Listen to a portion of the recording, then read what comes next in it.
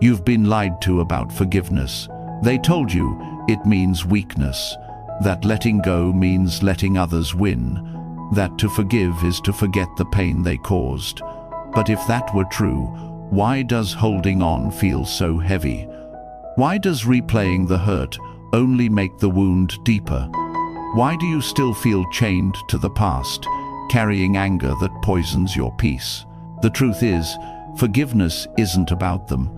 It's not about saying what happened was okay. It's about freeing yourself. Because resentment is like drinking poison and waiting for the other person to suffer, and you deserve better. Buddhist wisdom shows us the way. For centuries, these teachings have unlocked freedom in the hearts of those who dared to let go. Not by pretending the pain wasn't real, but by seeing it clearly, breathing through it, and choosing release over revenge. Forgiveness is not surrender. It is power. It is the strength to carry no burden, the courage to set yourself free. Tonight, as you listen to these lessons, something will shift inside you. The bitterness you've been holding will begin to loosen its grip. The anger will soften, and you'll feel a lightness in your heart, like a bird released from its cage. Tomorrow, you will wake up different, calmer, lighter, free, no longer chained to the past, but alive in the present. This isn't just another bedtime story. This is the beginning of your freedom. Are you ready? Let's begin. When the heavy chains of resentment begin to loosen, something remarkable happens. You notice that the pain you've been carrying was never just about what someone did to you. It was about the grip you had on the story, the way you held it close, the way you fed it with your attention again and again. The Buddha taught that suffering is born not only from what happens, but from the clinging that follows. Forgiveness is not simply letting go of a person, it is letting go of the attachment to anger, the identification with pain, the desperate need for things to have been different.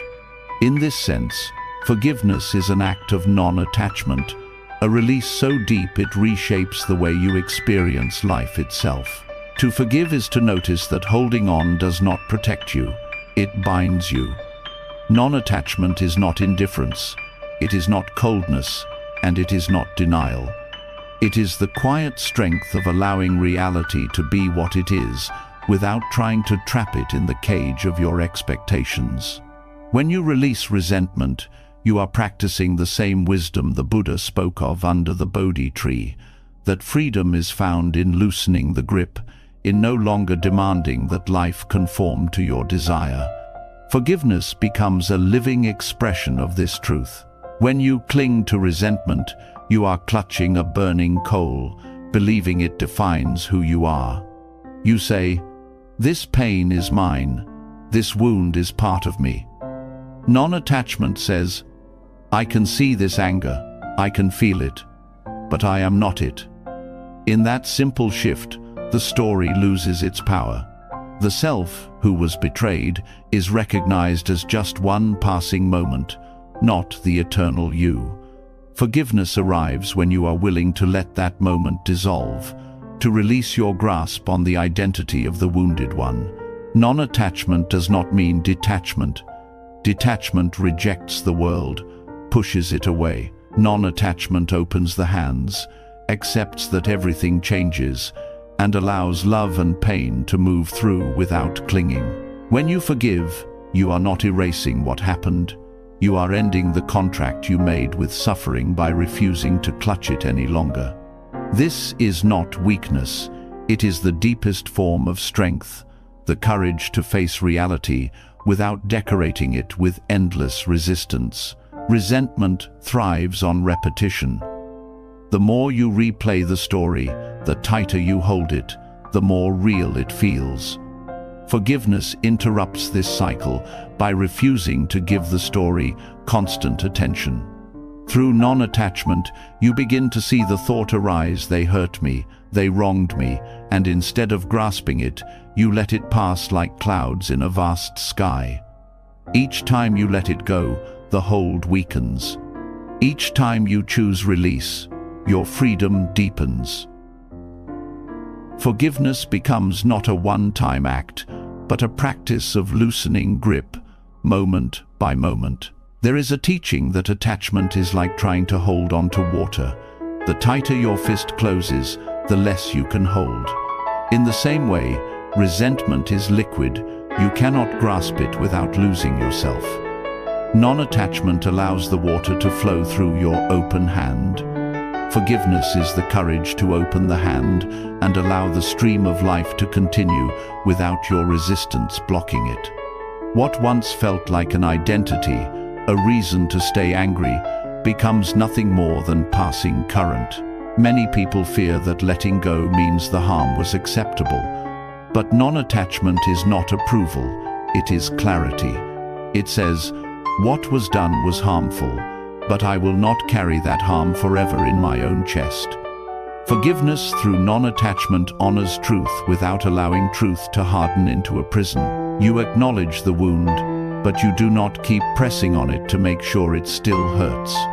You see it, you tend it, and then you let the natural process of healing unfold. When resentment is released, you experience the impermanence of all things directly. The story that once seemed solid begins to fade, like a painting exposed to the sun. Anger loses its edge, sadness softens, and peace grows in the empty space left behind. This is non-attachment in action, seeing that nothing, not even pain, is fixed. Forgiveness is your willingness to let the wound be carried by time rather than by your constant clinging. It is the choice to let impermanence do its work. Non-attachment also shifts the way you relate to the one who caused harm. Instead of freezing them into the role of enemy, you allow them to be fluid, changing, just as all beings are. You stop clinging to the fixed story of the one who hurt me, and allow them to be a human being shaped by causes and conditions. This does not excuse their actions, but it frees you from the need to hold them in a cage of judgment. In releasing your grip on their identity, you release yourself from the prison of constant anger. Forgiveness as non-attachment also protects your inner peace. Anger is exhausting. Resentment consumes energy. When you cling, you give your strength away to the past. Non-attachment conserves that energy, allowing you to direct it toward growth, love, and presence. In this way, forgiveness is not only moral or spiritual, it is practical. It returns your life to you. You stop investing in the story of hurt and begin investing in the story of healing. The Buddha taught that clinging is the root of suffering.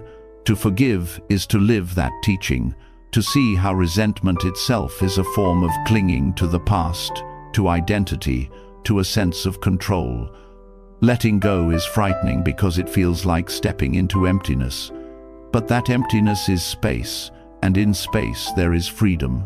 Forgiveness is stepping into that space, releasing the past so that new possibilities can breathe. When you practice non-attachment through forgiveness, you also begin to trust life again. Grudges make the world feel unsafe, filled only with betrayal and loss. Releasing them reopens the heart to trust, not blind trust in everyone, but trust in your own resilience, trust in the flow of impermanence, trust that you can meet life without clutching it. Forgiveness is not saying, "Nothing will ever hurt me again." It is saying, "I am strong enough to let go when it does." Forgiveness as non-attachment also dissolves fear. Much of what keeps anger alive is fear. Fear that letting go will mean forgetting. Fear that we will be hurt again. Fear that we will lose part of ourselves if we release it. But forgiveness reveals that nothing essential is ever lost by letting go. What falls away is only the weight that was never truly yours. What remains is clarity, lightness, and the quiet strength of one who no longer clings. Over time, practicing forgiveness as non-attachment transforms the way you approach every difficulty. Instead of grasping at pain or clinging to pleasure, you begin to meet life with open hands. This openness is liberation itself. Forgiveness becomes more than a response to a single wound. It becomes a way of living, a way of meeting the constant flux of existence without chains. And in this way, forgiveness is not only freedom from the past, but freedom in the present moment. A living echo of the Buddha's teaching that to cling is to suffer, and to let go is to be free. When the hand finally opens and resentment slips away, the heart begins to feel what it is like to breathe freely. Yet the truth is that many times the hand refuses to open. The story of betrayal is replayed, the wound is rehearsed, and the anger hardens into something more enduring. This is where karma enters, not as punishment from outside, but as the subtle unfolding of consequences set in motion by what we choose to hold. Forgiveness is release, but holding grudges is continuation, a cycle that deepens with every thought, every memory, every tightening of the chest. A grudge is never neutral. It is alive, active, and shaping your life, even when you believe you are in control. Anger that is not released becomes the architect of your future, constructing relationships built on suspicion, conversations shaped by bitterness, and choices guided not by clarity, but by the shadow of past injury. The Buddha taught that the mind is like a field. What you plant, you must harvest. If you plant seeds of bitterness, watered by constant rumination, you will find yourself reaping more bitterness, not only toward the one who hurt you, but toward life itself. When anger is stored instead of dissolved, it creates patterns that repeat themselves. A grudge against one person does not stay confined to that person. It leaks into how you hear others, how you react to strangers, how you trust or fail to trust new relationships. The unhealed wound becomes a filter. A soft word sounds sharp, a neutral action feels like betrayal, a small delay feels like rejection. In this way, the karma of grudges is not always obvious. It is subtle, weaving itself into the very fabric of perception, turning daily life into a field of triggers. Unhealed anger also drains the body. Ancient Buddhist texts spoke of anger as fire. Modern science echoes this truth, showing how the body floods with stress hormones when resentment rises, how the immune system weakens, how the heart strains under the constant load. Holding a grudge is like keeping a fire burning in your chest at all times. It consumes your strength, leaving you tired, restless, unable to feel at home in your own skin. This is karma, not as mystical punishment, but as cause and effect, the natural result of carrying poison instead of release. The subtle suffering of grudges also reveals itself in how they fixate the mind on identity. You begin to tell yourself, I am the betrayed one, I am the victim, I am the one who cannot forgive. This identity solidifies, and karma ensures that life keeps presenting you with new events to confirm it. When you define yourself by injury, the world responds in kind. The self clings tighter, the story repeats, and the cycle continues. To release the grudge is to release the story. But to cling is to ensure the story never ends. There is also the way grudges lock you to the past. Every time you replay the offense, you live it again. You keep the wound fresh, never allowing it to scar over. Karma here is repetition, the endless reliving of something that should have passed. While time moves forward, you remain bound to the moment of harm. Days, months, even years later, the pain feels immediate because you have carried it with you, feeding it with thought. Forgiveness ends this repetition. Holding on guarantees it. Grudges also alter how you see the one who harmed you. They become frozen in your memory, permanently cast in the role of enemy. Karma then blinds you to their humanity, to the fact that they too change, suffer, and make mistakes. When you hold them fixed in hatred, you also freeze yourself, unable to see reality as fluid. You carry a shadow version of them in your heart, and that shadow darkens your own life far more than theirs. This is the unseen suffering of resentment.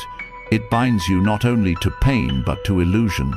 In relationships, grudges breed distance. Even when you are silent about your anger, it radiates through tone, through body language, through the subtle currents of interaction.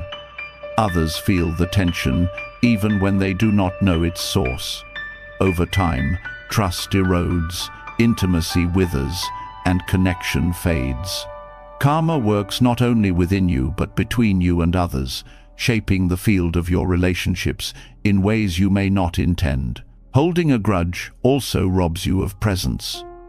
When the mind is busy rehearsing old battles, it cannot fully enter the moment before it. Joy becomes muted, peace becomes unreachable, love becomes overshadowed. Life is happening here and now, yet your attention is chained to what has already passed. This constant absence is one of the most painful karmic results of resentment. Not only do you suffer from the past, but you also lose the present and blind yourself to the future. Even creativity and clarity suffer under the weight of anger. A mind filled with grudges cannot rest in openness. It circles the same thoughts endlessly, leaving no space for insight, inspiration, or wonder. Forgiveness opens the door to freshness. Resentment closes it, ensuring the mind remains trapped in a narrow hallway with no windows. The karmic result is stagnation, the loss of possibility, the inability to see new paths where they might have appeared. One of the most dangerous effects of grudges is their ability to grow. A small slight, left unchecked, can become a lifelong bitterness. A single wound can expand until it colors every corner of perception. Karma magnifies what is fed. Anger rehearsed once becomes anger rehearsed 100 times. Each rehearsal deepens the groove, until the mind knows no other path but that of returning again and again to the grievance. The small ember becomes a firestorm, not because the offense itself grew, but because you kept breathing life into it. Grudges also influence how you teach others, especially children. A parent who clings to resentment passes that energy along, not through deliberate instruction, but through tone, attitude, and example. Children learn what they see. If they see bitterness, suspicion, and anger, they will mirror it. In this way, unhealed anger does not stop with you. It flows into the next generation, carrying suffering forward into lives that did not even experience the original wound. Karma here is collective, stretching beyond one life into many. Resentment also obscures wisdom.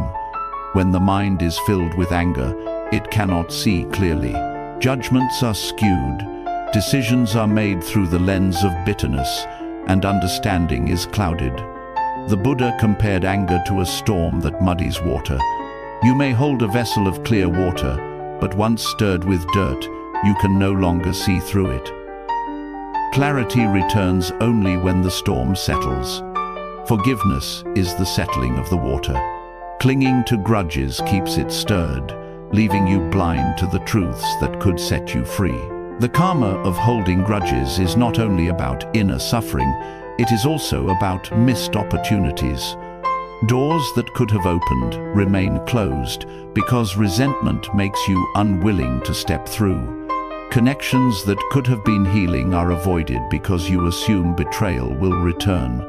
Life offers chances for growth, but bitterness blinds you to them. You believe you are protecting yourself, but in truth, you are limiting yourself.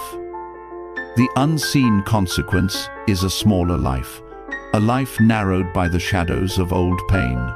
At its deepest level, the karma of grudges keeps you bound to samsara, the endless cycle of suffering. Every act of clinging, Every refusal to release ties another knot in the chain. The more knots you tie, the harder freedom becomes. Forgiveness, through non-attachment, unties the knots one by one. Refusal to forgive adds more links. This is not abstract, it is the very process of suffering perpetuating itself. Anger begets anger, bitterness begets bitterness, lifetime after lifetime, unless release interrupts the cycle. What is most tragic is that while you hold the grudge, the other person may move on. They may never think of the harm again, while you continue to suffer. This reveals karma's most subtle teaching. It is not about them, it is about you. Your suffering is the fruit of your own clinging. The grudge is your chain, not theirs. And so the choice becomes clear. You can carry it until it burns you hollow, or you can let it drop and step into freedom. The Buddha compared forgiveness to releasing a bird. The bird does not erase its past flight, but once released, it soars. To hold it is to trap it, to bind it, to keep it from its nature. In the same way, your heart is meant for freedom. Anger is a cage. The karma of grudges is that you remain locked inside it. Forgiveness is the key. The choice of whether to turn it is always yours. When the truth of grudges reveals itself as a chain you forge with your own hands, the next question naturally arises. What about the wounds that cut so deep they feel impossible to release? There are harms so severe that the very thought of forgiveness feels like betrayal of your own pain. These are not the small misunderstandings or fleeting insults of daily life, but the injuries that fracture trust, that alter the course of a life. In the teachings of the Buddha, this territory belongs to the perfection of patience, Shanti, a strength so profound it becomes the ground of freedom itself. To forgive what feels unforgivable is not an act of forgetting or denying. It is the highest expression of courage. Patience in Buddhism is not passive endurance, but active resilience, the capacity to meet suffering without collapsing under its weight. Khanti is described as the ability to withstand harm without hatred, to absorb the fire without letting it ignite your heart. When forgiveness meets the extreme, it becomes a practice of transcendent strength, one that turns pain into wisdom. When someone causes deep harm, the first reaction of the mind is resistance. Anger rises as a shield. Hatred presents itself as power. Yet over time, this defense becomes its own prison. The pain remains, kept alive by the energy of rage. What patience offers is not permission for the harm, but liberation from the harm's shadow. To forgive in these cases is to refuse to allow another's actions to dictate the shape of your life. The grudge keeps you tethered to the wound. Forgiveness releases you into a space where healing can finally take root. The perfection of patience teaches that suffering can be transformed rather than merely endured. In the face of betrayal, loss, or cruelty, patience allows you to step back from immediate reactivity and see the wider picture of causes and conditions. Every action arises from ignorance, fear, or craving. This does not make the harm right, but it reveals that even the one who caused suffering is caught in their own net of delusion. To recognize this is not to excuse, but to understand, and understanding is the soil in which forgiveness can grow. Extreme forgiveness is not about erasing boundaries. It does not mean exposing yourself to harm again or staying silent in the face of injustice. Instead, it is the refusal to let hatred consume your heart. You can walk away, you can protect yourself, you can pursue justice, but you can do all these without feeding the poison of vengeance. This is the paradox of Kshanti. Strength is not found in striking back, but in refusing to let your inner world be ruled by bitterness. There are countless stories in Buddhist tradition that illustrate this power. One tells of a monk who was beaten and mocked by robbers.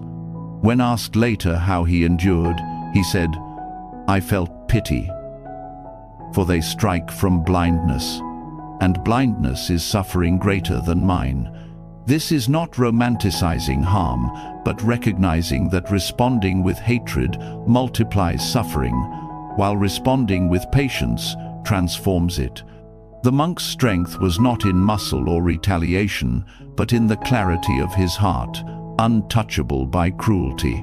Forgiving the unforgivable also reveals the impermanence of all things. Even the deepest wound does not remain fixed. Anger that once felt eternal eventually changes shape, softens with time, if not continually fed. Patience allows you to sit with the fire long enough to watch it burn out on its own. To forgive is to align with this truth. No pain, however sharp, can last forever. By refusing to cling to hatred, you hasten the natural fading of the wound. Shanti also teaches humility.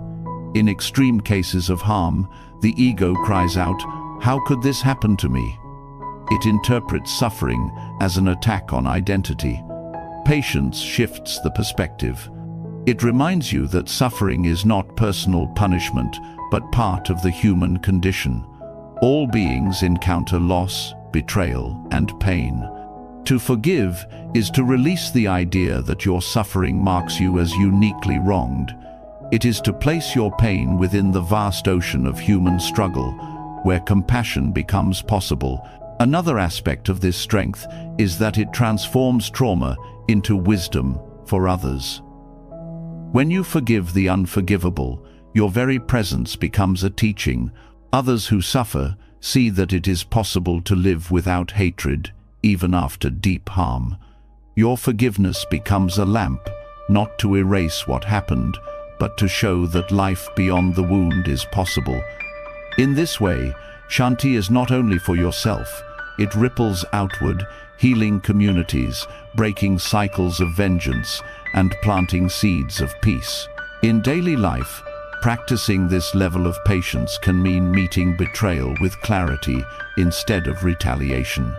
It can mean sitting with the pain of abandonment without turning it into bitterness toward all. It can mean acknowledging deep loss without letting it poison your love for those still present. Each act of extreme forgiveness is not denial but transformation, the alchemy of pain into strength. The karma of refusing to forgive in extreme cases is endless repetition of suffering, but the karma of forgiving, even when it feels impossible, is liberation. It is the refusal to be bound by the cruelty of others. It is claiming the dignity of your own heart. The one who harmed you may never change, may never apologize, may never understand. But your forgiveness is not for them, it is for you. It is the act of stepping out of their shadow and standing in the light of your own freedom. Patience as perfection also teaches that forgiveness does not happen in one stroke. In cases of deep harm, forgiveness unfolds slowly, layer by layer. Some days the heart resists, other days it softens. The practice is not to force forgiveness, but to return again and again to the intention of release. Each return weakens the grip of hatred, like water wearing down stone. Over time, what felt impossible becomes natural. This is the strength of Kshanti, not speed, but endurance. At its highest, forgiving the unforgivable reveals that there is no solid self to protect, no separate enemy to hate. The one who harmed you acted from ignorance, shaped by countless causes beyond their control. You, too, are not fixed. You are a flow of conditions, ever changing. When this truth is seen deeply, forgiveness is no longer a struggle. It is simply the recognition that clinging to hatred in a world of impermanence and interbeing makes no sense. Patience ripens into wisdom, and wisdom ripens into compassion. To forgive in extreme cases is not to say the wound never mattered. It is to say the wound does not own you. It is to reclaim the sovereignty of your heart from the grip of anger. It is to live the Buddha's teaching that hatred is never ended by hatred, but only by love. This is not love as sentiment, but love as freedom, the unshakable clarity of one who refuses to be broken by harm. This is forgiveness as transcendence, the flowering of kshanti into strength that no cruelty can touch. When the heart learns to release even the deepest wounds inflicted by others, a new challenge quietly arises. How do you forgive yourself? For many, this is the hardest forgiveness of all. The mistakes of the past, the choices you regret, the words you wish could be unsaid, they circle the mind endlessly. You may release anger toward others, but turn the blade inward, punishing yourself for years, even decades. The Buddha's teachings reveal that this relentless self-condemnation rests on an illusion. The belief in a fixed self. When you believe you are one solid, unchanging identity, every mistake feels like a permanent stain. But when you see that the self is fluid, ever-changing, forgiveness becomes not only possible, but natural. The truth of impermanence applies not only to external events, but to who you are. The one who made mistakes in the past is not the same as the one living now. Your body has changed, your thoughts have shifted, your understanding has grown. To cling to guilt is to keep worshipping an image that no longer exists. This is the illusion of a fixed self, believing that the one who erred is still here, still defining you. Forgiveness begins with the recognition that what you are is a stream, not a statue. When you view yourself as permanent, every misstep becomes unbearable. If the self is unchanging, then the mistakes are carved into stone. But Buddhism teaches that the self is a collection of conditions, body, feelings, perceptions, thoughts, consciousness, all arising and dissolving. What you called I yesterday is not identical to I today. The words spoken in anger belong to a self who has already vanished. The choices you regret were made by someone who no longer exists in the same way. To see this deeply is to loosen the grip of shame. You are not condemned by past selves because they have already dissolved. Forgiving yourself requires courage to see guilt for what it is, another form of clinging. Just as holding on to resentment toward others binds you, so too does clinging to self-blame. You may think it is noble to punish yourself, but in truth, it is simply another chain. The Buddha's path invites you to drop that chain, not by denying responsibility, but by recognizing that carrying the weight forever helps no one.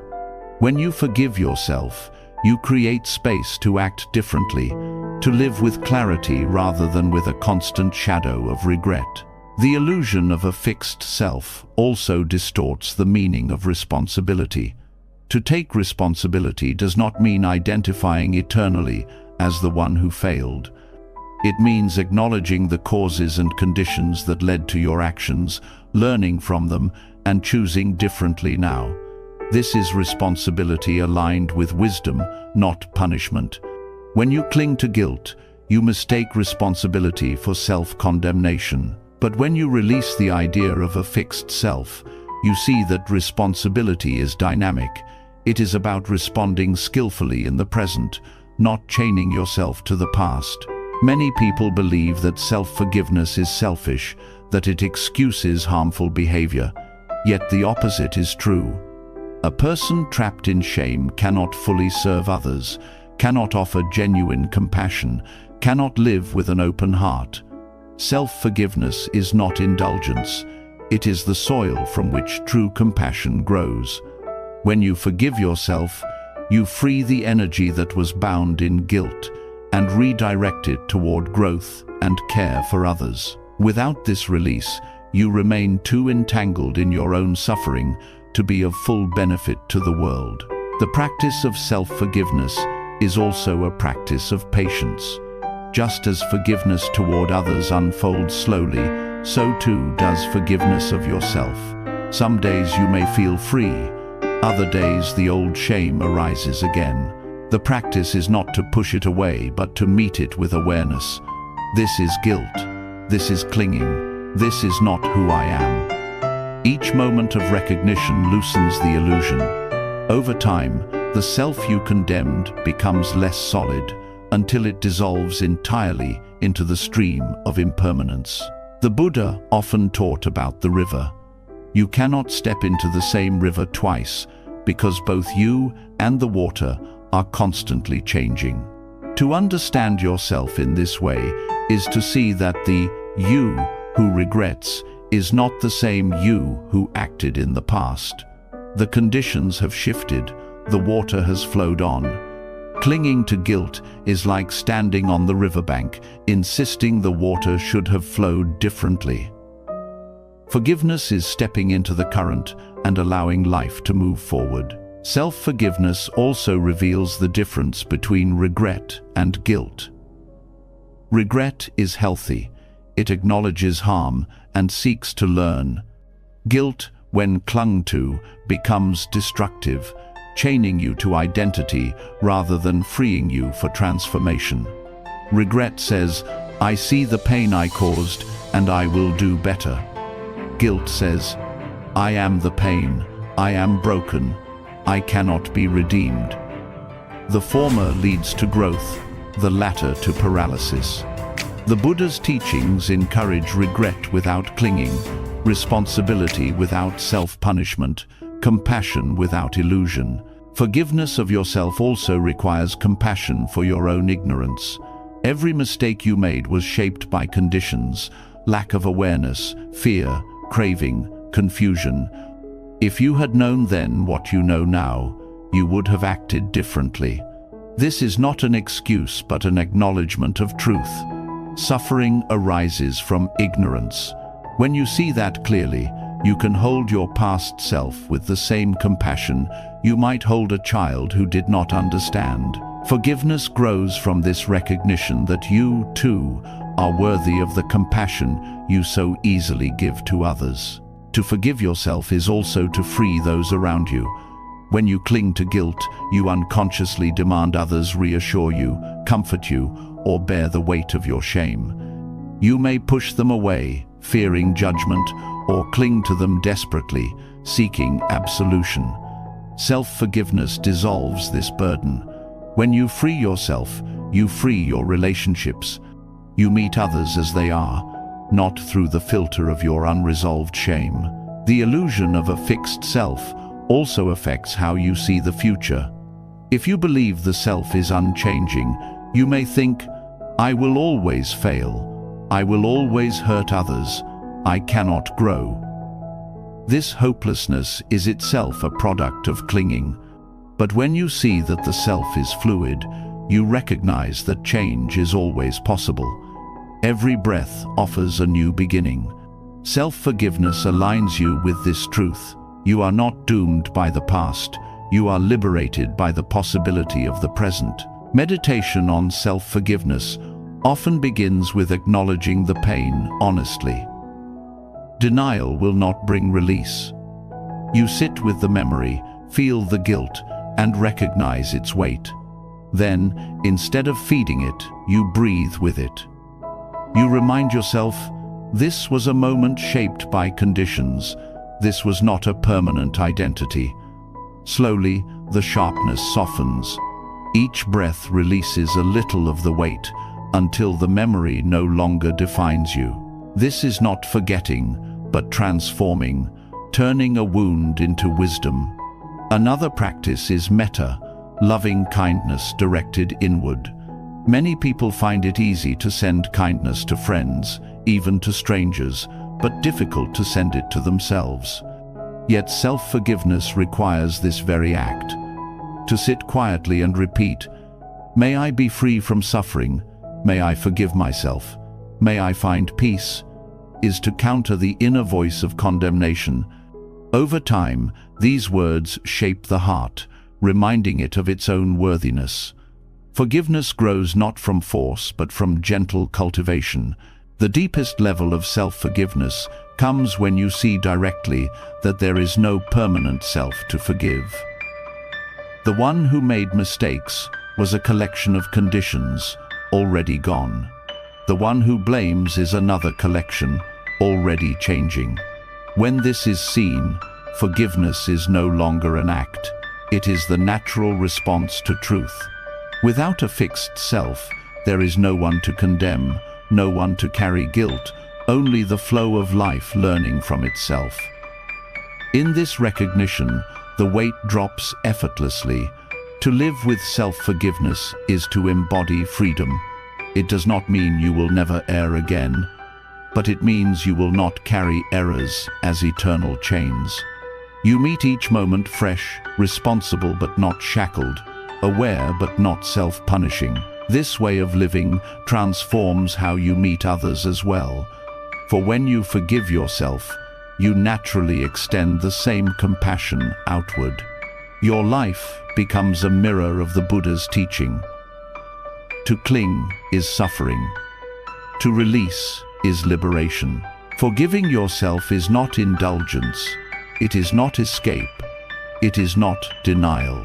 It is alignment with the deepest truths of impermanence and non-self.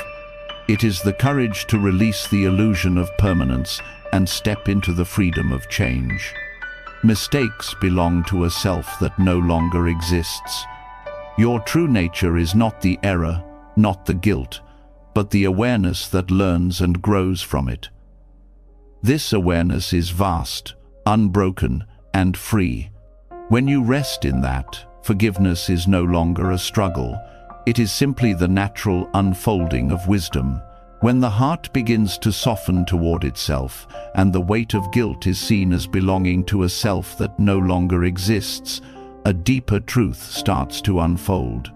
If you can forgive yourself by seeing that the one who erred was only a temporary collection of conditions, then what does this mean for those you still hold responsible? The mind is quick to point a finger, to say, "This is the one who caused my pain." Yet the Dharma teaches that nothing arises alone. Every act, every harm, every mistake is born of countless conditions woven together.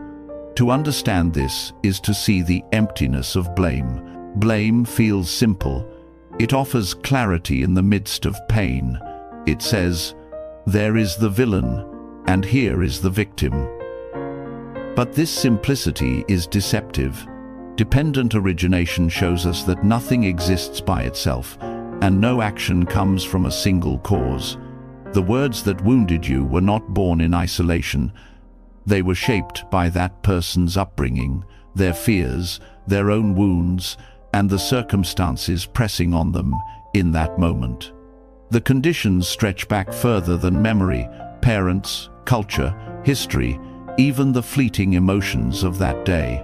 When seen through this lens, blame dissolves. There is no single person to condemn, only a web of causes unfolding. This does not mean harm is unreal or that pain is dismissed. It means that to hold one person solely at fault is to ignore the vast network of conditions that gave rise to their action. You may say, they should have known better.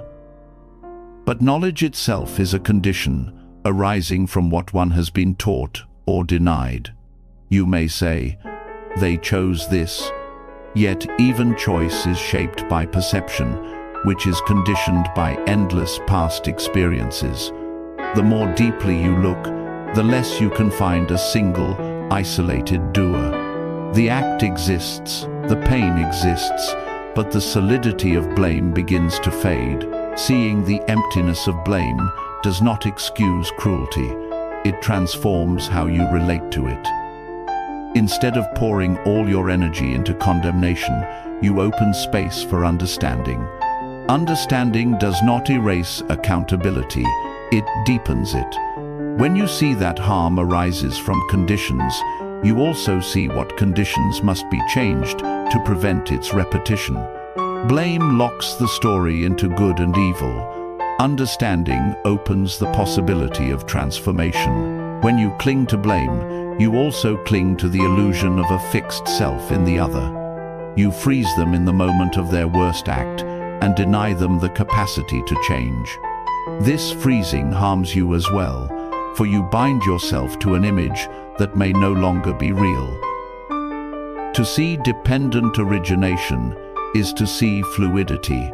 The one who harmed you yesterday is not identical to the one before you today.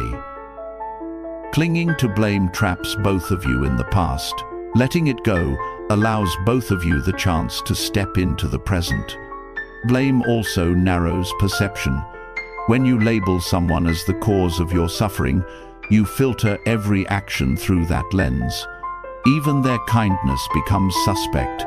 Even their attempts at repair are dismissed. The mind interprets everything as confirmation of guilt.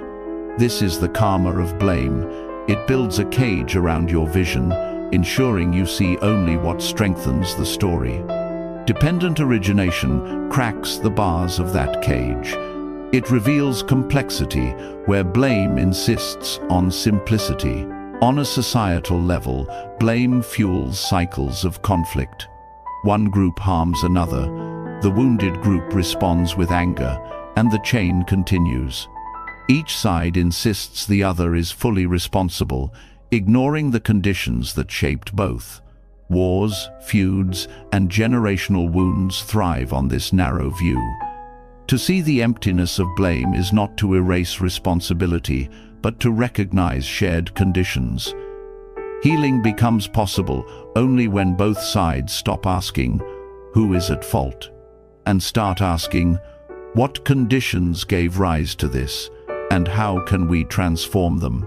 Blame also attaches itself to identity in subtle ways. You may cling to the role of victim because it feels safe, because it gives clarity, because it explains your suffering. But identity as victim becomes another form of self-clinging. It repeats the pain endlessly, because to lose the role would mean to lose the story you have told about yourself. Dependent origination offers freedom here as well. It reveals that even victimhood is not fixed, that you are not bound to the role forever. The conditions that created suffering need not define who you are. In personal relationships, letting go of blame allows genuine connection to re-emerge. When you stop freezing another person as the villain, you can see the fuller picture of who they are: flawed, shaped by pain, but also capable of growth. Blame hardens the heart. Seeing dependent origination softens it. You may still choose distance if safety requires it, but the distance is not poisoned by hatred. It is clarity without the extra weight of bitterness. The emptiness of blame also reveals the futility of vengeance. When you believe one person is entirely at fault, retaliation seems natural. But if their actions arose from countless conditions, striking at them does not undo the causes. The conditions remain, and suffering continues. True transformation comes not from punishment alone, but from addressing the roots: ignorance, fear, greed, anger, delusion. The Buddha pointed always to causes and conditions, because only by shifting these does the cycle of suffering end. On the deepest level, the emptiness of blame aligns with the teaching of no self. Just as there is no permanent self in you, there is no permanent self in the one who harmed you. Their action arose from shifting aggregates, not from an eternal identity. To cling to blame is to insist on a fixed self where none exists. To release blame is to align with reality, as it is fluid, interdependent, empty of solidity. Forgiveness grows naturally in this soil. When you see that there is no single solid doer to hold forever responsible, your grip loosens. You still acknowledge the pain, you still protect yourself from harm, but the hatred fades. You begin to wish not for punishment, but for transformation, for yourself, for the other, for the world. This wish is compassion, born from wisdom. It is the natural fruit of seeing dependent origination clearly. The emptiness of blame is not a denial of justice, it is the refinement of justice.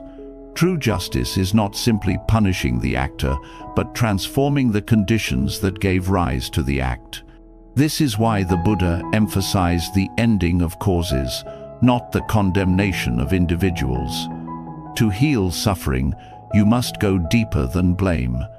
You must see the web of interdependence, the endless chain of conditions, and work skillfully to change them. In your own heart, letting go of blame brings immense peace. Anger may flare, memories may return, but when you remind yourself that nothing arises alone, the fire cools. You begin to see your own suffering not as something inflicted by a single hand, but as part of the great unfolding of causes. This perspective does not erase pain, but it dissolves the sharp edge of hatred. It turns the wound into wisdom. Blame thrives on the illusion of separation. It insists, "You are over there, the cause of my pain, and I am over here, the innocent victim." Dependent origination shatters this illusion. It shows that your life and theirs are intertwined, that both of you are part of a wider net of conditions. This recognition can feel humbling, even unsettling, but it is also profoundly freeing. It invites you to drop the finger-pointing and take up the work of transformation, not of punishing the other, but of shifting the whole web toward compassion and understanding. To live without blame is to live aligned with reality. It does not mean tolerating abuse. It does not mean ignoring harm. It means refusing to carry the extra weight of hatred on top of the pain already endured. It means seeing clearly that no one is ever fully at fault, that suffering is shared, and that freedom comes not from condemnation, but from wisdom. When the emptiness of blame is seen deeply, forgiveness ceases to be a struggle. It becomes the only response that makes sense in a world where everything arises together. When the illusion of blame begins to dissolve, what remains is a quiet and unsettling space. If no single person is fully at fault, then how do you respond to those who hurt you? The instinct of the wounded heart is to recoil, to hate, to build walls. Yet the Dharma invites us into something deeper, something that feels almost impossible at first: compassion for the aggressor. This is not weakness, nor is it denial. It is the radical recognition that those who harm are themselves suffering, and that their cruelty is often the echo of their own pain. To see the suffering of the one who caused your suffering requires extraordinary courage. Anger makes them appear powerful, malicious, even invincible. But when you look beneath their actions, you find fear, ignorance, insecurity, and despair. A harsh word is often rooted in someone's own lack of self-worth. Violence is often born from fear and helplessness. Betrayal is often the result of craving or confusion. These conditions are not excuses, but they reveal the truth. The aggressor is not a monster, but a being drowning in their own delusion. Compassion does not mean forgetting what they did, nor does it mean accepting further harm. It means refusing to dehumanize them. When you strip away the layers of hatred, you begin to see that the aggressor is trapped, just as you once were caught in cycles of craving, fear, and ignorance. Their aggression is not strength, it is their prison. To see this is to release hatred, for hatred feeds the illusion of separation. Compassion instead bridges the distance, showing that even the one who harms is bound by the same universal truth of suffering. When you begin to look at the one who harmed you through the lens of compassion, your inner landscape changes. Anger tightens the body, while compassion softens it. Hatred narrows the mind, while compassion opens it. This shift is not for them, it is for you. Carrying hatred poisons your peace. Offering compassion frees you from the constant fire. It transforms the wound from being the end of your story into being the beginning of wisdom.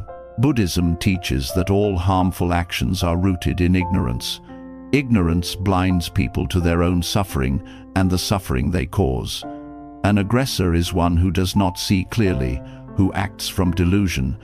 When you look at their actions in this light, you realize that hatred only adds another layer of ignorance.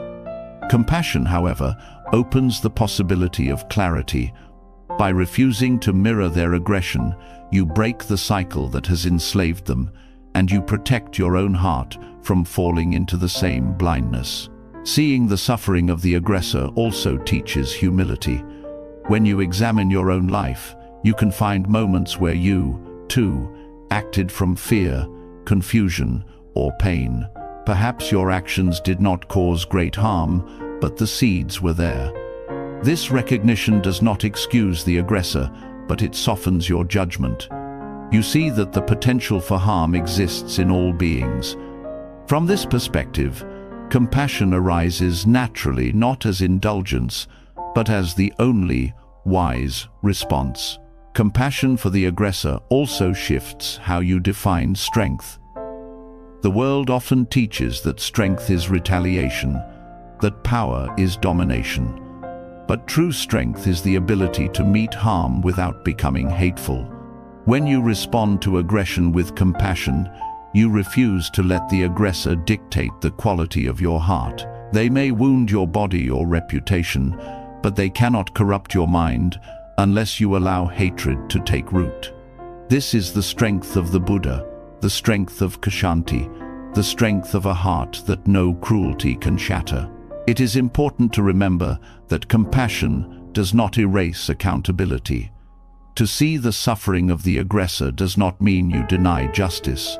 Rather, it allows you to pursue justice without hatred.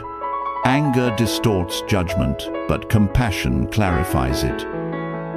When you see the aggressor as a being trapped in suffering, you no longer seek vengeance. You seek conditions that prevent further harm. Compassion makes justice wiser, more skillful, and ultimately more effective. One of the most powerful ways to cultivate compassion for the aggressor is through deep listening. When you hear their story, not to excuse them, but to understand, you begin to see the conditions that shaped their actions. Perhaps they were raised in violence. Perhaps they carry wounds invisible to others.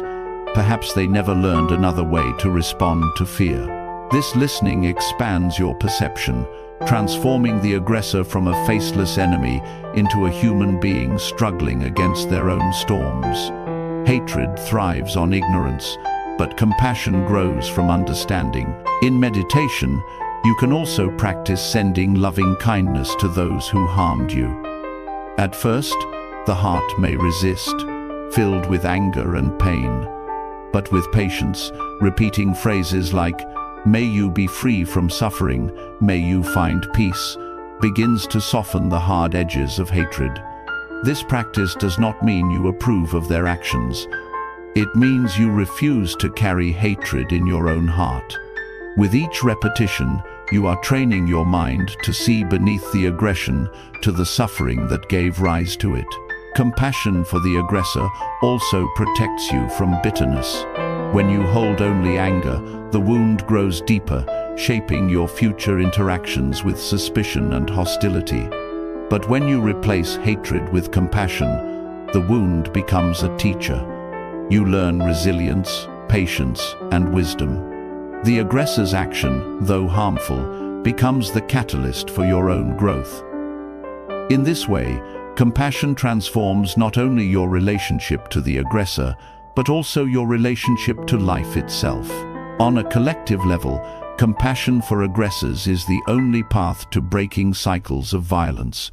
History is filled with examples of retaliation, breeding retaliation, harm answered with harm. Compassion interrupts this chain. It recognizes that punishing aggressors without addressing their suffering only ensures the cycle continues. True healing comes when the roots of aggression, ignorance, fear, and pain are addressed. Compassion does not ignore these roots. It digs them out so that new seeds of peace can be planted. There is also a profound freedom in compassion. Hatred ties you to the aggressor, binding your life to theirs through constant bitterness. Compassion cuts the cord. You no longer carry them as an enemy in your heart. You release them into their own path, wishing for their healing not because they deserve it, but because you deserve peace. In this way, compassion liberates you from the endless replay of injury, giving you the freedom to live fully again. The Buddha himself embodied this teaching. Stories tell of him meeting aggressors, those who mocked or attacked him, with unshakable compassion. He saw not enemies, but beings trapped in suffering. This was not naive kindness, it was profound wisdom. He knew that hatred only multiplies suffering, but compassion has the power to end it. To walk in his footsteps is to recognize that every aggressor is also a being in pain, and that your response can either fuel their fire or help extinguish it. Compassion for the aggressor is not easy. It challenges every instinct of the wounded ego. Yet, it is the doorway to transcendent peace. When you choose compassion over hatred, you step out of the cycle of suffering and align with the deepest truths of the Dharma. You see that aggression is never strength, that cruelty is never freedom, and that the only response that truly heals is compassion. This compassion is not softness, it is the strongest force in existence, the only one capable of transforming hate into love and suffering into wisdom. When compassion begins to bloom, even toward the one who harmed you, a new layer of forgiveness reveals itself. Not every wound can be spoken about.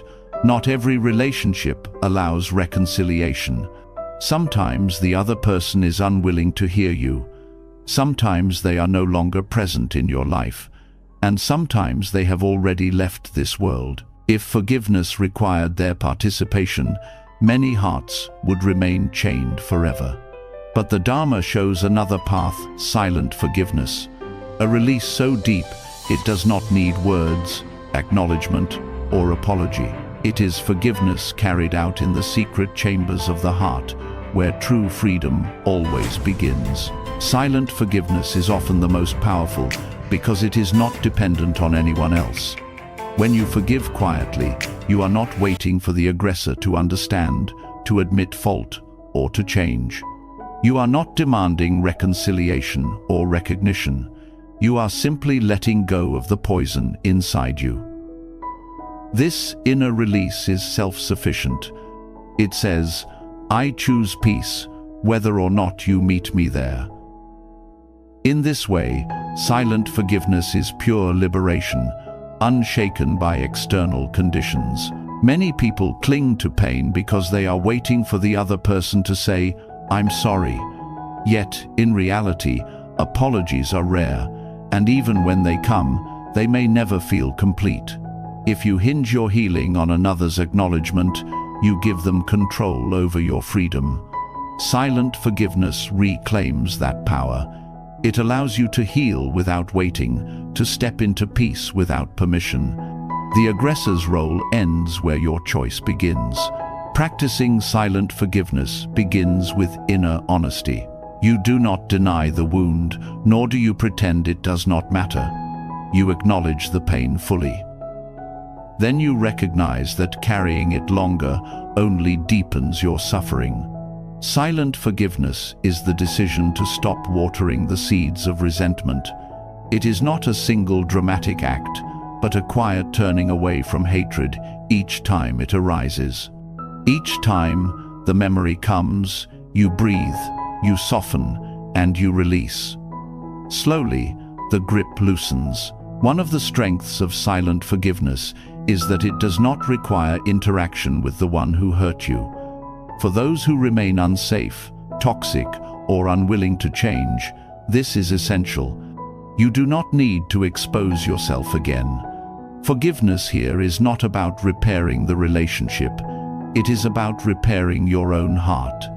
You can close the door on their presence while opening the door to your own freedom. Silent forgiveness makes this possible. It is healing without danger, release without reopening the wound. Silent forgiveness also protects dignity. Sometimes speaking forgiveness aloud is met with rejection, denial, or mockery. The other person may refuse responsibility or dismiss your pain. In such cases, words can even deepen the wound. But forgiveness that lives silently within cannot be touched. No one can reject it. No one can twist it. It belongs fully to you, secure and invulnerable. This inner release also honors impermanence. Life is fleeting, and often we wait too long, hoping for closure that never comes. Silent forgiveness is not about waiting. It is about meeting each day without dragging yesterday's chains. By choosing release now, you honor the truth that the present is all that is guaranteed. To carry grudges into each new moment is to waste the only time you truly have. Silent forgiveness ends that waste. Silent forgiveness is also deeply connected to compassion. When you forgive inwardly, you are not declaring someone innocent or excusing their harm. You are acknowledging their suffering quietly, without needing to tell them. You recognize that their action was rooted in ignorance or pain, and instead of hardening around it, you soften. This does not need to be said aloud. Compassion is most powerful when it flows silently, requiring no audience, no reward, no recognition. Meditation offers a natural way to practice silent forgiveness. When the face of the one who harmed you appears in your mind, you may feel resistance, anger, sorrow. Instead of pushing these feelings away, you hold them in awareness. You breathe into the tension, and with each exhale, you let go of a little of the weight. You may silently repeat phrases of release. I let go of this pain. I forgive for my own peace. Over time, the charge of the memory weakens. This inner work transforms resentment into space. Silent forgiveness also dissolves the illusion of dependence. Often, people think they need others to validate their pain before they can release it. But the Buddha taught that freedom is always found within. You do not need anyone else's permission to forgive. Silent forgiveness is the living proof of this. It shows that the power to be free has always been yours, independent of apology, explanation, or reconciliation. This path also teaches humility. Sometimes words of forgiveness can carry subtle pride, a sense of superiority. I forgive you because I am above what you did. Silent forgiveness strips away this ego. When forgiveness happens in silence, it is only for the sake of release, not for recognition. It is humility in action, the pure act of setting yourself free without expecting anything in return. Silent forgiveness is especially valuable when the one who harmed you has passed away. Many people carry resentment toward the dead, replaying what cannot be changed. Waiting for closure in these cases is futile. Silent forgiveness becomes the only path. You release them quietly, not by receiving their apology, but by recognizing that holding anger against the dead only prolongs your own suffering. In this way, forgiveness honors life and death alike. On a deeper level, silent forgiveness is aligned with the teaching of emptiness. Words belong to the realm of form, but true forgiveness transcends form. It is not about saying or hearing the right things. It is about dissolving the grasping within your own mind. When you forgive silently, you embody emptiness. You see that nothing is fixed, not even the roles of victim and aggressor. All is fluid, all is interdependent, all is passing. Release arises naturally from this insight. Silent forgiveness also prevents forgiveness from becoming performance.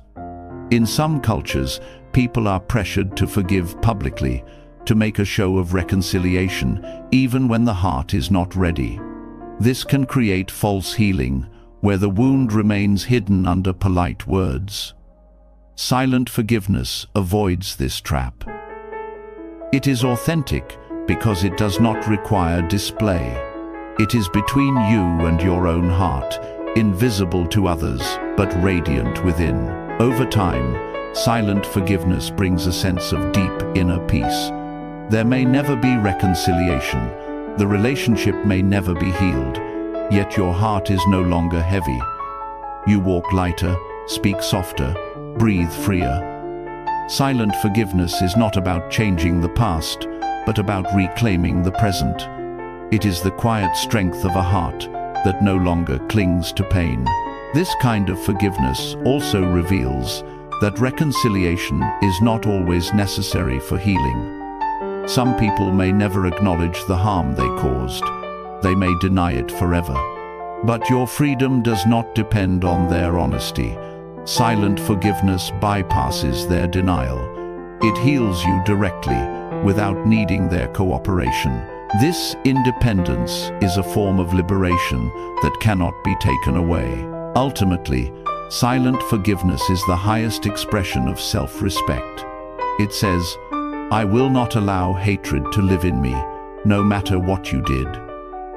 It reclaims authority over your inner world. The aggressor may have taken something from your past, but silent forgiveness ensures they do not take your future. It is the ultimate act of reclaiming power, done quietly, without needing to announce it, because the peace itself is enough.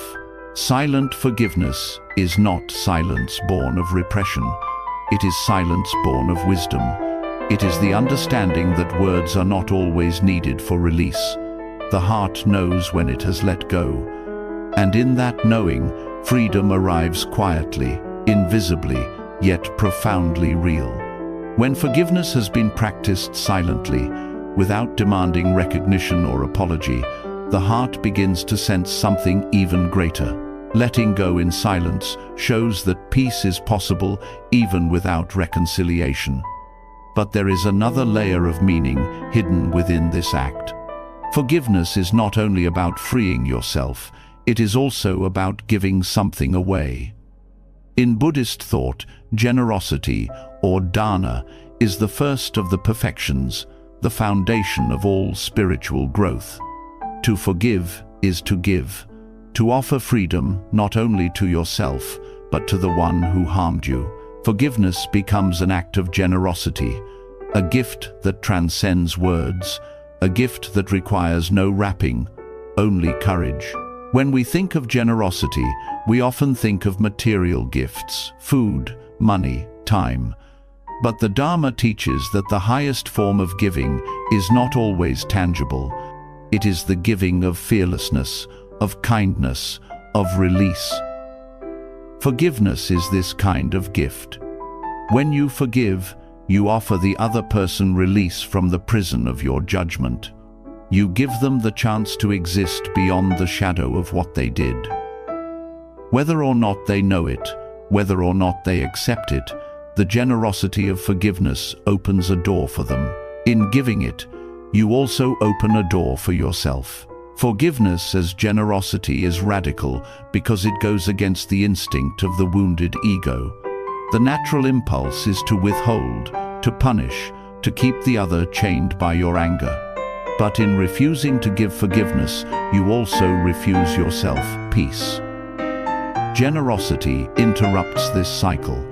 To forgive is to give the one thing the ego resists giving, freedom.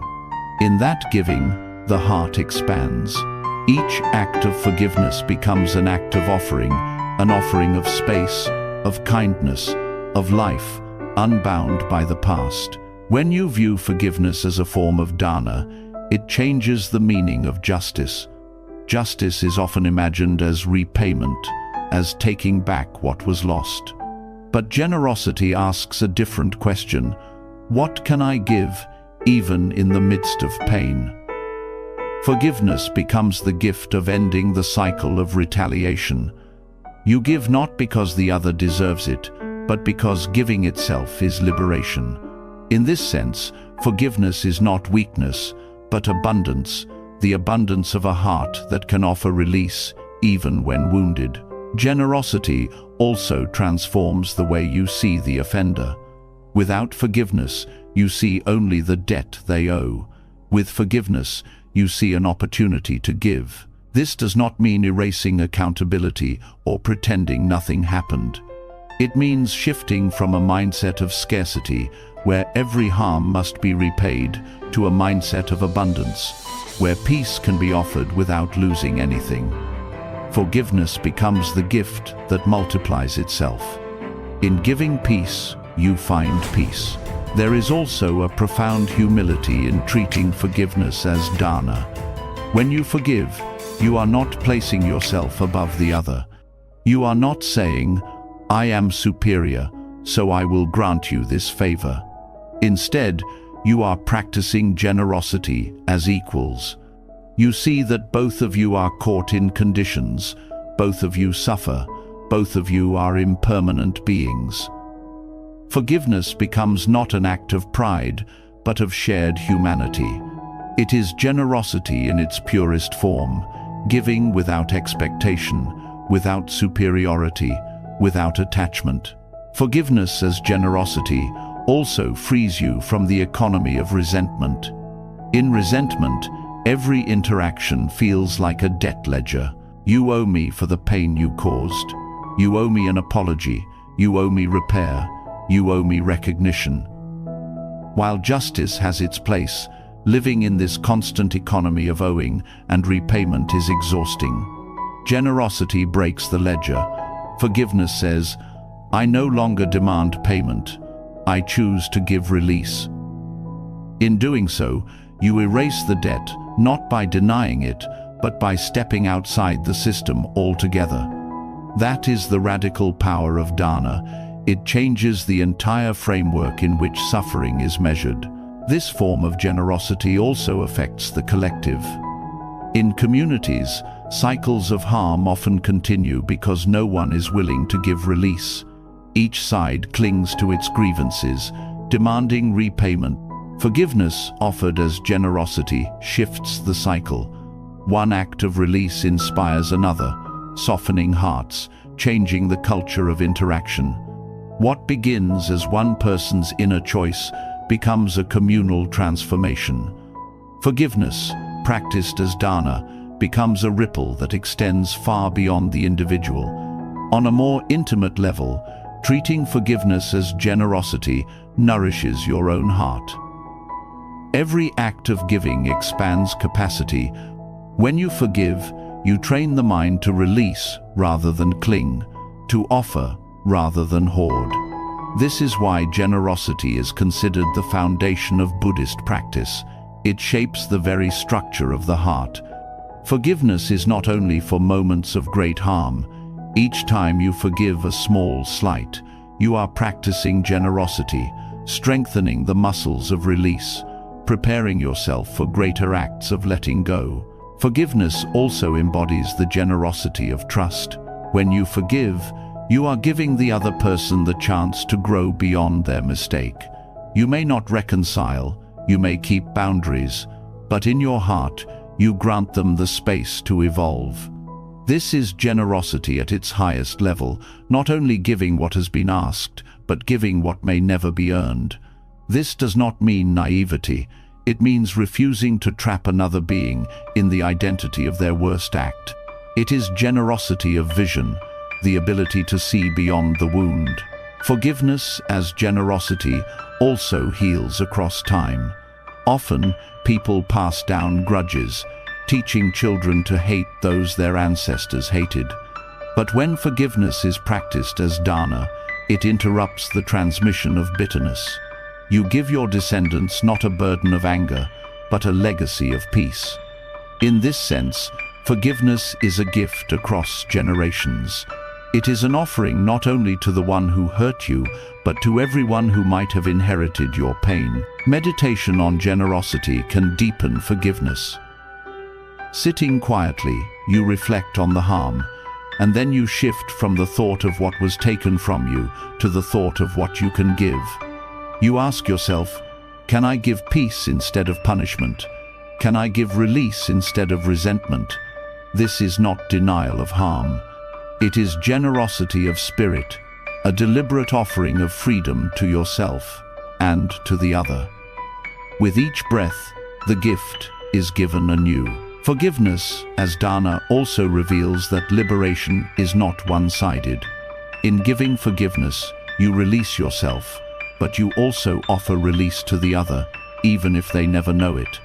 In your heart, they are no longer bound by your judgment. Whether they change or not, they are freed from the weight of being held perpetually as enemy. You give them back their humanity. You give yourself back your peace.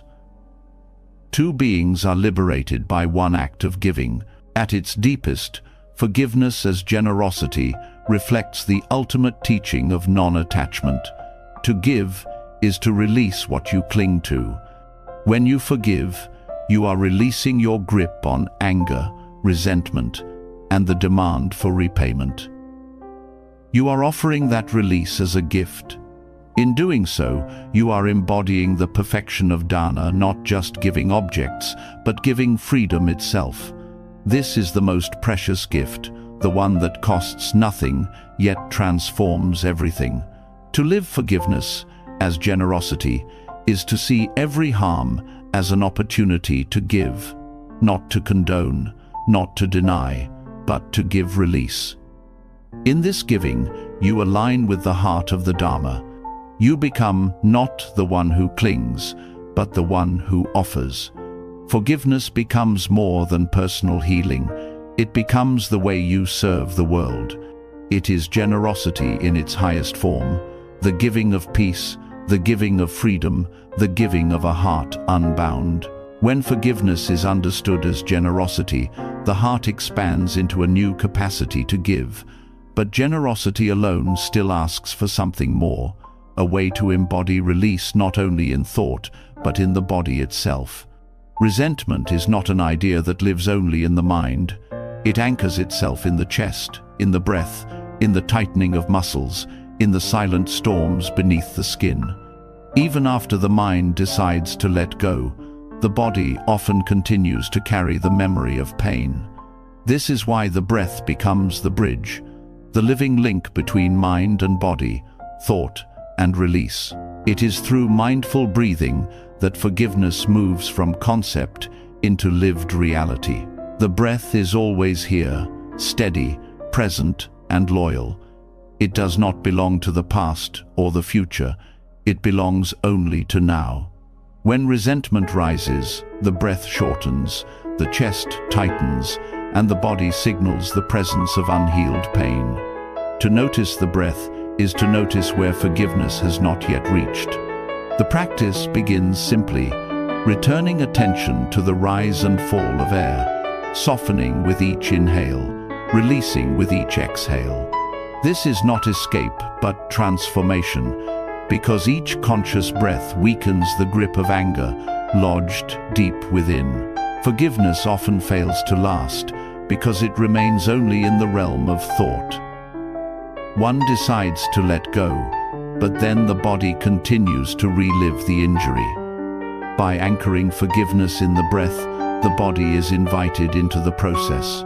Every inhalation brings awareness into the tight spaces where resentment hides.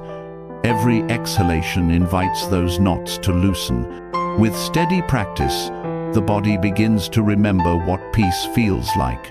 Forgiveness ceases to be an abstract decision and becomes a physical reality.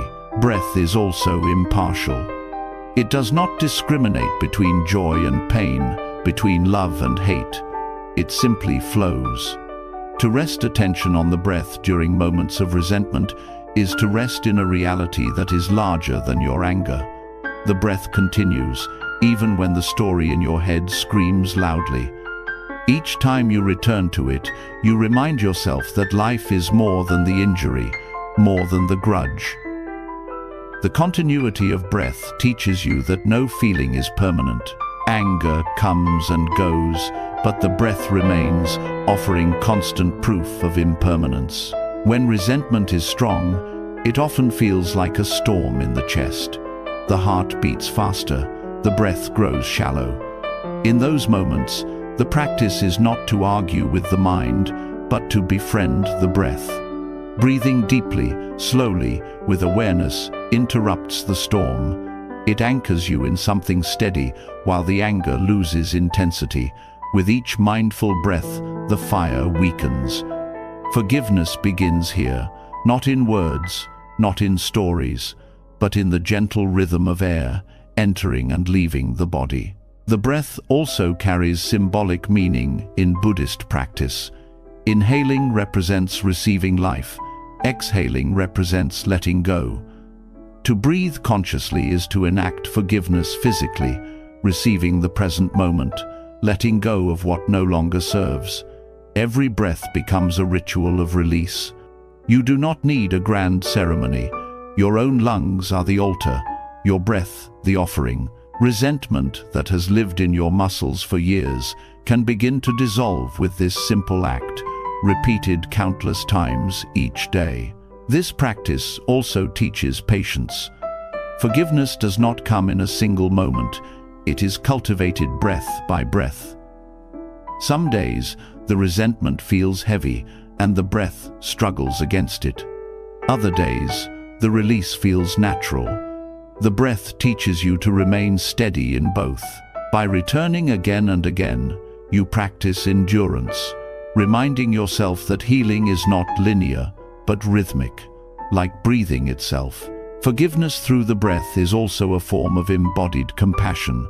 As you breathe with awareness, you notice where the body carries pain, tightness in the shoulders, heaviness in the heart, restlessness in the stomach. Instead of resisting these sensations, you soften into them, offering kindness to your own body.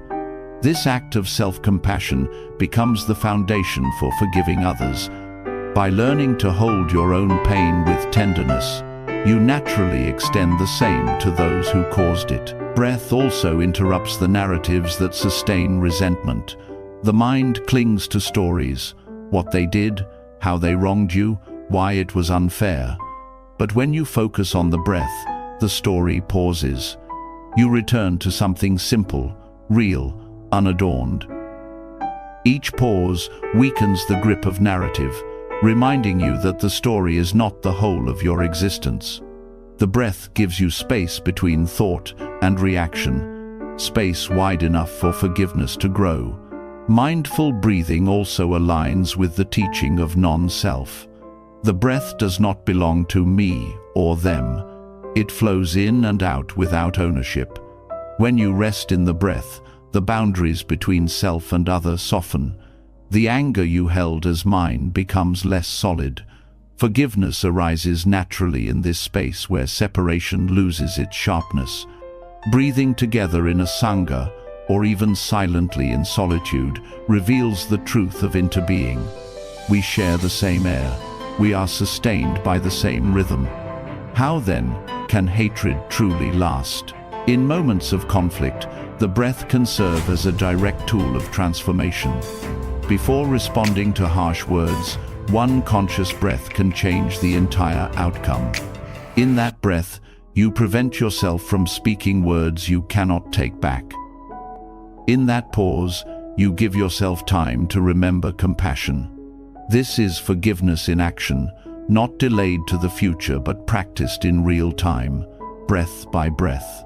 The breath also connects you to the vast lineage of practice. For centuries, monks, nuns, and lay practitioners have used mindful breathing as a path to liberation. When you breathe consciously, you join this timeless stream. The same breath that calmed ancient practitioners calms you now. This continuity offers strength, reminding you that forgiveness through the breath is not a private act, but part of a universal practice that has carried countless beings to freedom. Silent forgiveness, generosity, compassion, all of these need embodiment, or else they remain fragile.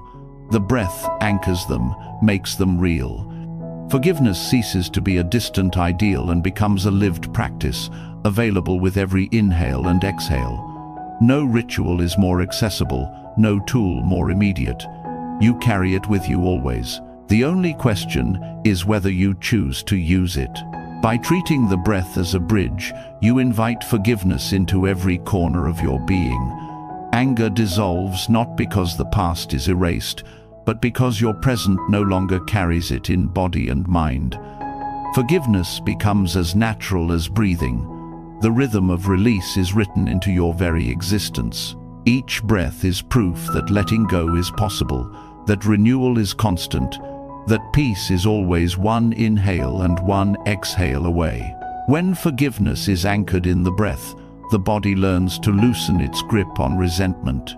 Each inhale invites awareness, each exhale teaches release. Yet, even with the calming rhythm of breath, betrayal can feel like a wound carved so deeply that it refuses to heal. The mind insists it is permanent, that the pain will last forever. But the Dharma points to a truth more powerful than any wound: impermanence. Nothing stays the same, not anger, not sorrow, not even the memory of betrayal.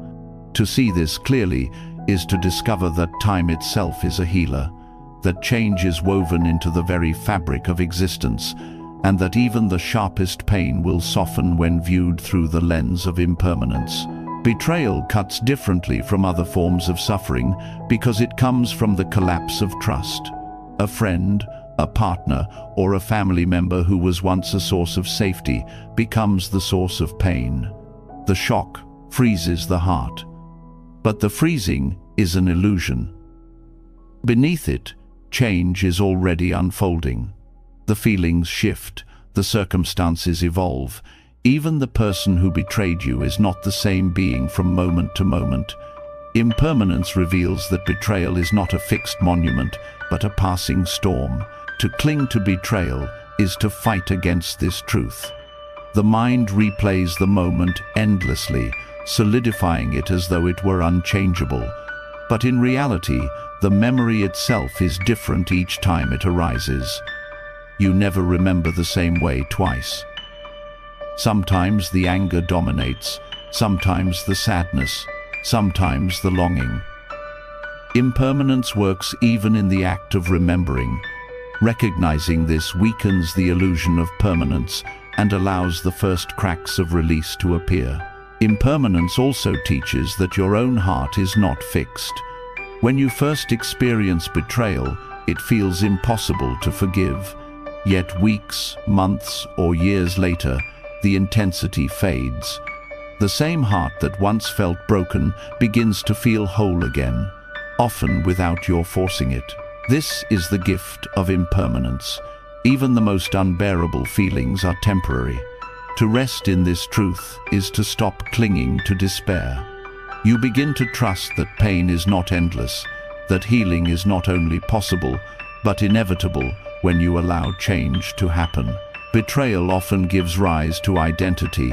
I am the one who was deceived. This identity can become heavy, shaping your life long after the event. But impermanence reveals that even this identity is unstable. The self you are today is not the self who was betrayed. Your thoughts, your body, your understanding have already changed. To hold on to betrayal as identity is to deny your own transformation. When you embrace impermanence, you allow yourself to evolve beyond the role of victim and step into the freedom of becoming. The teaching of impermanence also brings compassion into betrayal. The one who harmed you is also changing. They are not the same as they were at the moment of the betrayal. Their ignorance may soften, their heart may shift, or their suffering may deepen. To see them as permanently cruel is to cling to illusion. This does not mean you must reconcile, but it does mean you no longer freeze them in time. Recognizing impermanence allows you to hold the possibility of their change, which is itself an act of compassion. Impermanence also shows that even the bond broken by betrayal is not entirely destroyed. Trust may not return in the same form, but the relationship itself changes shape. Sometimes betrayal ends a relationship, but sometimes it transforms it into something deeper. Pain, when acknowledged, can lead to greater honesty, clearer boundaries, or new understanding. This, too, is impermanence at work, the ability of life to reshape itself out of rupture. When you meditate on impermanence, betrayal becomes less suffocating. You sit with the pain and watch it shift. The heaviness in the chest becomes a burning in the throat, then a tightness in the stomach, then perhaps a soft sadness. By watching closely, you see directly that the pain does not remain the same. This insight cuts through the illusion of permanence. It shows you that the wound is not fixed, but alive, and because it is alive, it can also heal. Impermanence also interrupts the craving for certainty. Betrayal often leaves you longing for explanations, for guarantees that it will never happen again. But certainty is an illusion. To rest in impermanence is to accept that all relationships, all feelings, all bonds are fragile and shifting. This acceptance does not lead to despair, it leads to freedom. You no longer demand impossible guarantees. You learn to meet life as it is, fluid, uncertain, ever-changing. Forgiveness grows naturally in this space because you stop fighting against the truth of change. Impermanence transforms betrayal into a teacher of compassion. By experiencing your own pain, you begin to understand the pain of others. Just as your suffering is temporary, so too is theirs. The anger that drove them, the ignorance that blinded them, these too are impermanent. This recognition softens the heart. You begin to see that betrayal is not a permanent state of being, but a temporary action arising from conditions. To forgive is to align with this reality. Impermanence also reshapes your relationship with time. At first, betrayal feels like a wound that defines your entire life. But as months pass, the perspective shifts. What once felt all-consuming becomes one chapter in a larger story. The distance of time is impermanence revealed. Every day carries you further from the intensity of the wound. If you cling to resentment, you freeze yourself in that chapter. If you accept impermanence, you allow the story to continue. On a deeper level, impermanence reveals that even betrayal itself is not a fixed thing. It is not an object you can hold. It is a process. Words spoken, actions taken, emotions felt, memories recalled. Each of these arises and passes. There is no single solid entity called betrayal.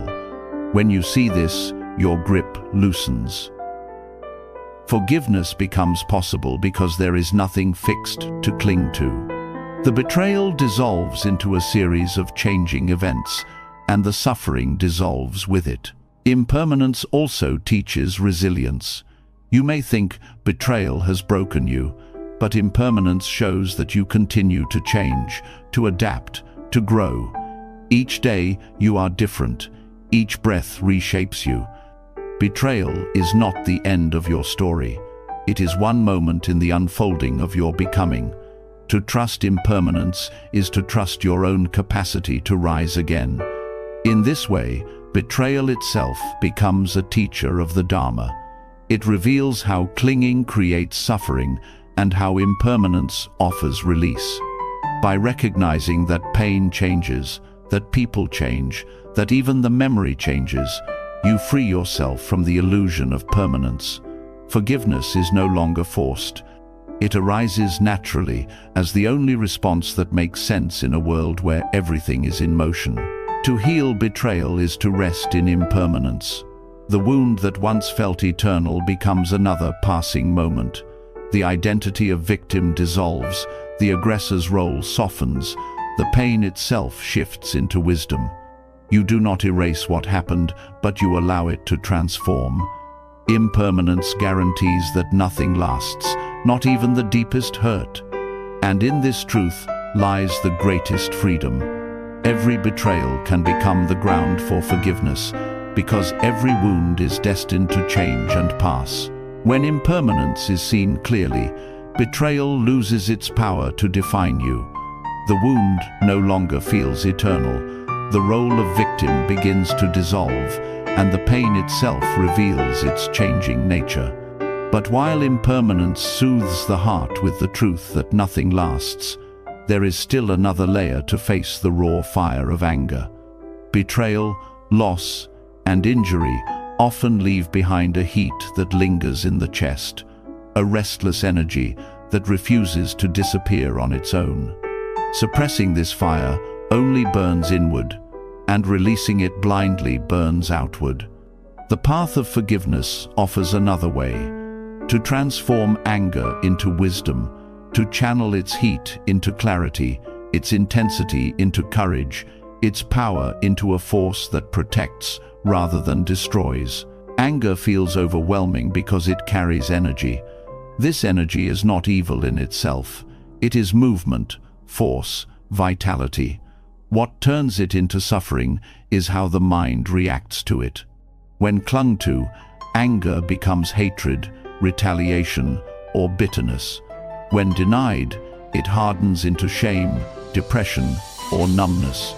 But when met with awareness, the same energy can be redirected. The fire that once consumed peace can instead illuminate truth. Forgiveness is the alchemy that performs this transformation. The first step is to acknowledge anger without judgment. Many people believe anger must be eradicated or hidden, but denial only strengthens it. The Buddha taught that emotions, like all phenomena, arise from conditions and pass when those conditions change. Anger is no different. To acknowledge it mindfully is to begin to loosen its hold. When you breathe into the fire, you give it space to settle. That space is the doorway through which anger begins to shift from blind reaction into awakened energy. Forgiveness channels anger by refusing to let it choose your actions. Instead of letting the fire dictate harmful words or violent deeds, forgiveness allows you to pause, breathe, and see. In that pause, clarity arises. The anger reveals itself as a signal, a sign that something mattered deeply, that a value was violated, that care was wounded. By seeing this clearly, you no longer confuse anger with hatred. You begin to see it as information, a guide pointing you toward what needs attention. Forgiveness provides the container so that anger's energy becomes insight rather than destruction. When anger is met with awareness, it sharpens perception. The mind becomes alert, focused, alive.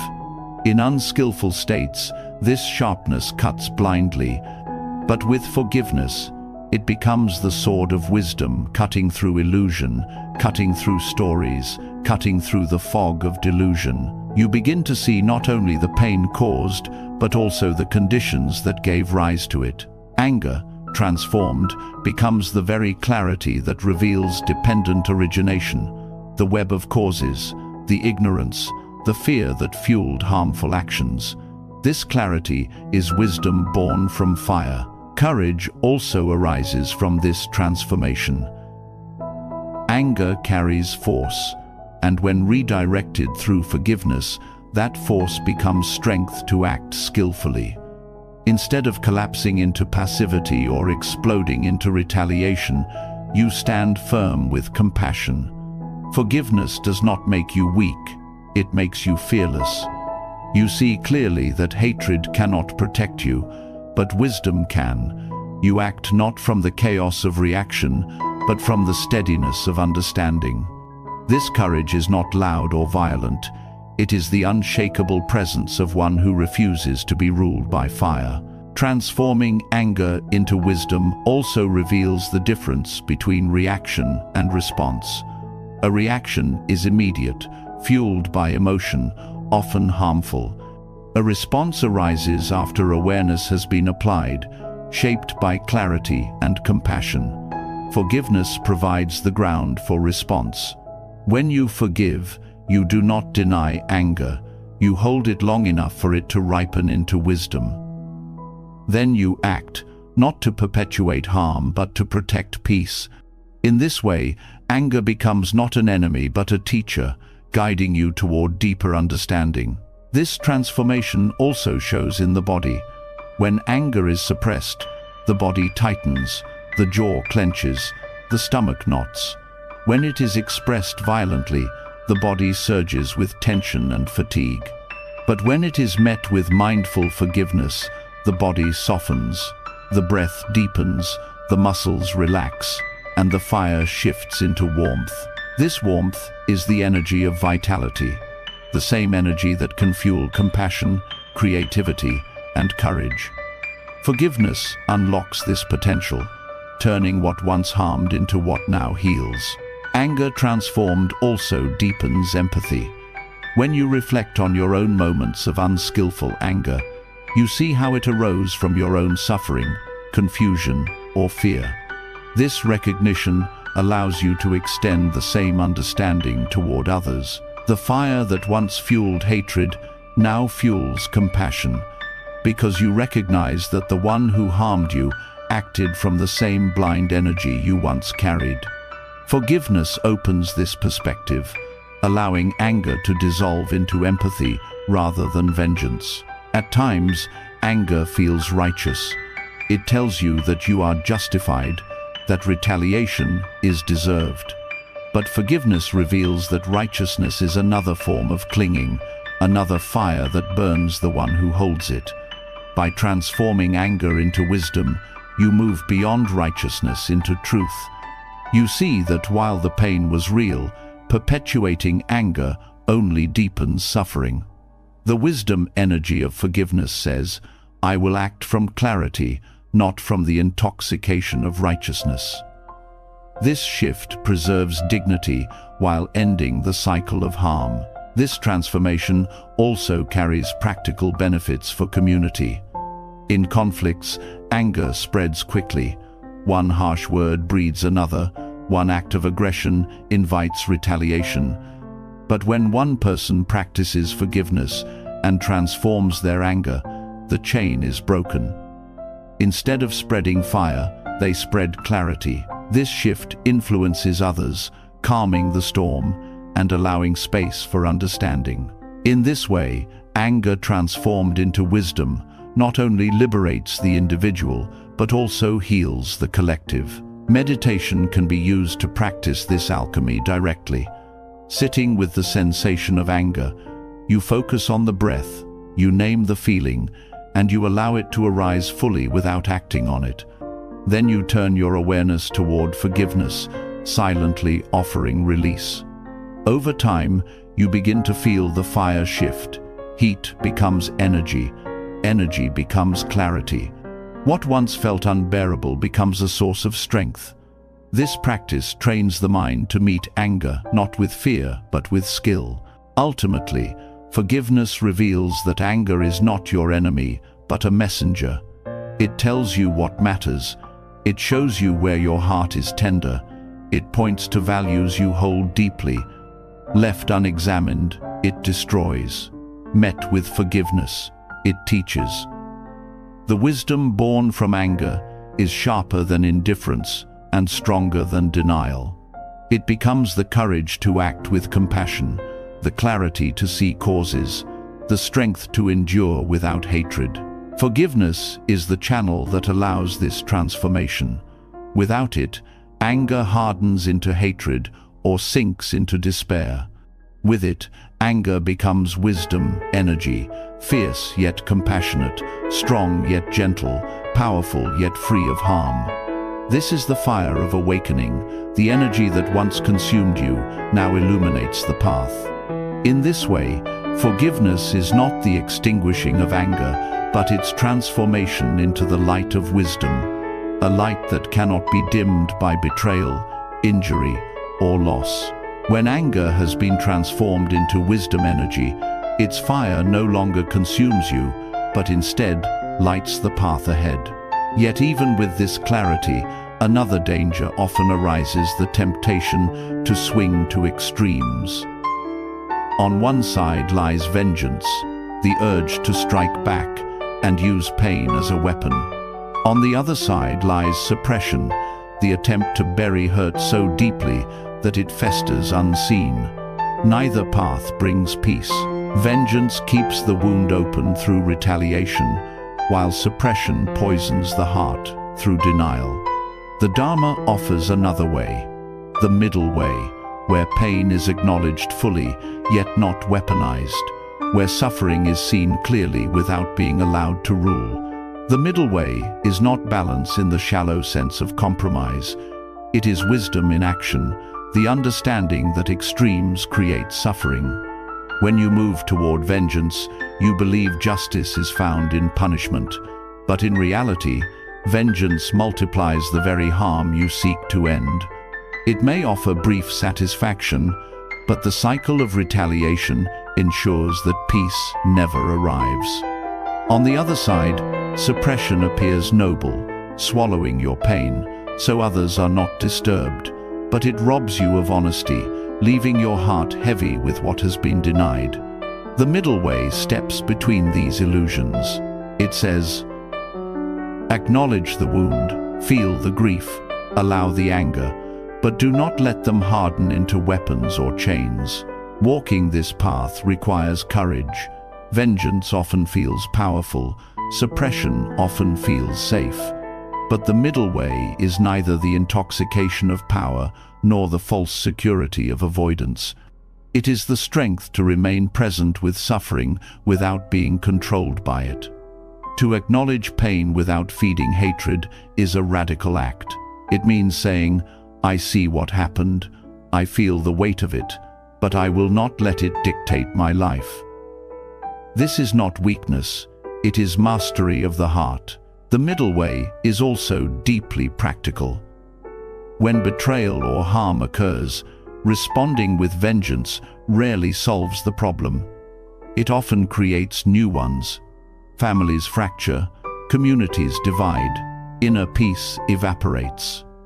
Suppression is equally destructive, as the denied pain leaks out in other ways through irritability, illness, or despair. Only by walking between these extremes can you find genuine healing. The middle way does not deny justice, but it refuses to confuse justice with revenge. It does not avoid pain, but it refuses to confuse silence with peace. Practicing the middle way begins with mindfulness. You notice the desire to retaliate, the fantasy of seeing the other suffer. Instead of acting on it, you hold it gently in awareness. You breathe, you name it. This is the wish for vengeance. By recognizing it, you weaken its control. At the same time, you notice the urge to suppress, the impulse to say, it doesn't matter, or I'm fine. You recognize this too, and you resist the temptation to bury it. Awareness becomes the ground where both extremes are seen, acknowledged, and released. The middle way also requires compassion for yourself. Suppression often arises from shame, from the belief that feeling pain is weakness, but to allow yourself to feel is to honor your humanity. The Buddha never taught the erasure of feeling, but the wise holding of it. To sit with grief or anger without drowning in it is to walk the middle way. You give yourself permission to hurt, but you also give yourself permission to heal. Both are necessary steps toward peace. This approach also transforms how you relate to the one who harmed you. Vengeance traps you in their orbit, tying your life to theirs through retaliation. Suppression traps you in silence, tying your life to theirs through avoidance. The middle way frees you from both. You recognize their actions without excusing them. You acknowledge your hurt without magnifying it. You establish boundaries without hatred. In this way, you reclaim your power not through force or denial, but through clarity. The middle way further teaches that extremes are rooted in craving. Vengeance is craving for control, for repayment. Suppression is craving for avoidance, for escape. Both are forms of clinging. By walking between them, you let go of craving itself. You no longer demand that the past be undone or forgotten. You allow it to be what it was while choosing not to carry its poison forward. This letting go is not passive. It is an active decision to stop feeding the extremes that keep suffering alive. Forgiveness arises naturally on this path. Not forgiveness as forced kindness, but as the natural result of refusing both retaliation and denial. When you do not retaliate, hatred loses its fuel. When you do not suppress, the wound receives air and begins to heal. Forgiveness grows in the open space between. It becomes not a moral duty, but a consequence of walking wisely. The middle way is not easy. It demands vigilance, because the pull of extremes is strong. Anger insists that vengeance is strength. Fear